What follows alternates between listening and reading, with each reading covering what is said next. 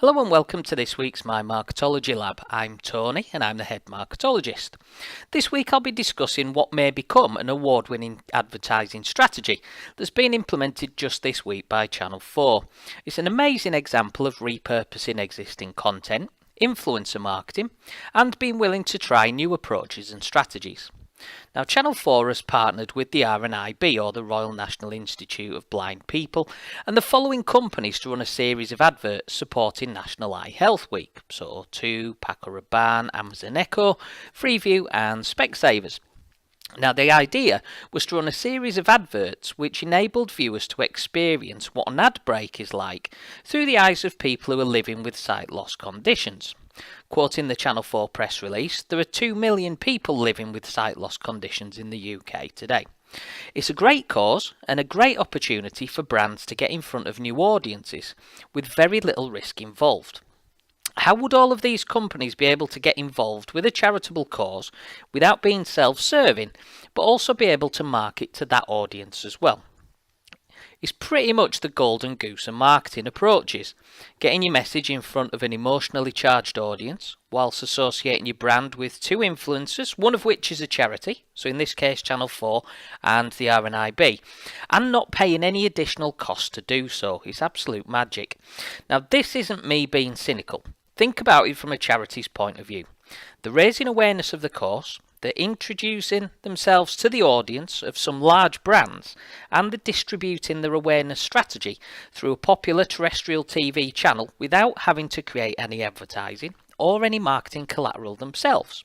Oh, and I forgot to mention, the ads aired at peak time, so 9:15 PM on a Monday night, was also during a related TV programme called The Undateables. So for any company wanting to advertise at this time, it would cost quite a bit, at least into the tens of thousands of pounds per ad, plus the cost of producing a professional advert. So in this campaign, this strategy, everyone involved's got to benefit from this approach.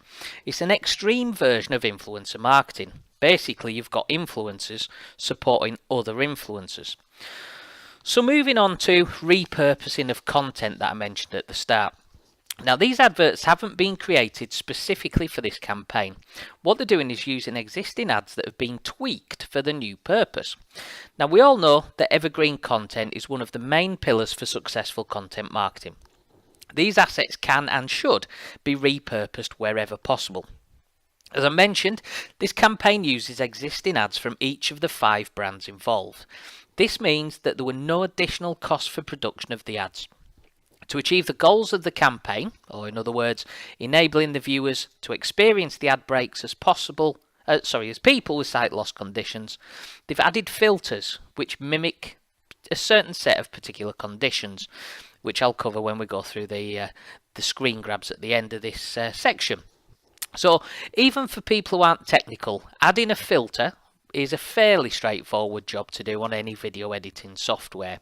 As you'll see shortly, the visual effects aren't that complex.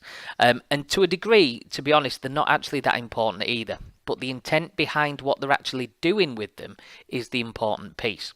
So far it all seems very straightforward. Use existing videos, add a filter that mimics the sight loss conditions that we're raising awareness about, and then distribute them at peak time. The thing is, and this stands true for nearly everything in marketing, and some people might say life as well in general, it's very easy to make something seem complicated, but it takes an awful lot of skill and planning to make something complicated seem simple, which is the situation here.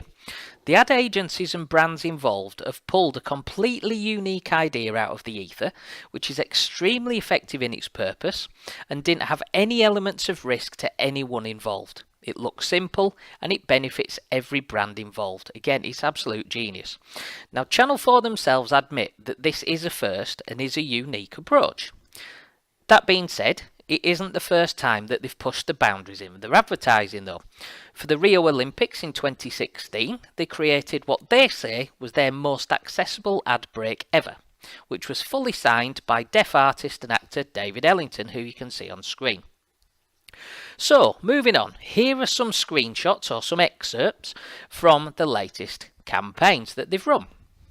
So first of all, we've got the O2 for macular degeneration. And as you can see on screen there, the effect, the filter is just kicking in. So it's the original ad you'll have seen before, just with that filter over the top. So moving on, we've got the Paco Rabanne advert, and this is for cataract awareness.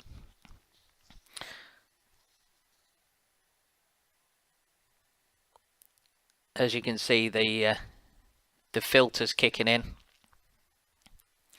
And there are also audio descriptions on all of these adverts as they were running through as well, so to give the sort of full experience of how people with these conditions experience the ads.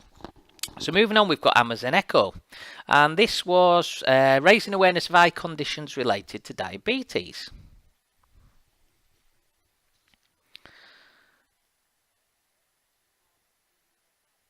As you can see, that's quite a strong filter that's kicking in for this particular video. And moving on, we had the free view.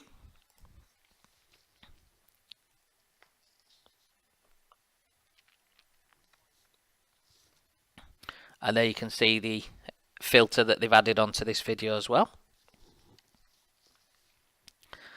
And then moving on to the last one, which was Specsavers. And this was raising awareness for glaucoma. Again, an advert that you've seen probably several times before, and they've just made that tweak. So they're using the Evergreen Content.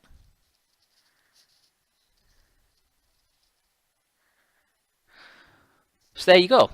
So if you want to watch the ads in their entirety, keep an eye on the ad breaks on Channel 4. They will be running them again this week.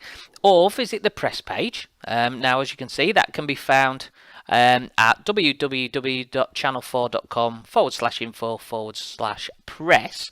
There's the link there to their press release regarding this particular set of videos and their approach as well, if you're interested in reading that.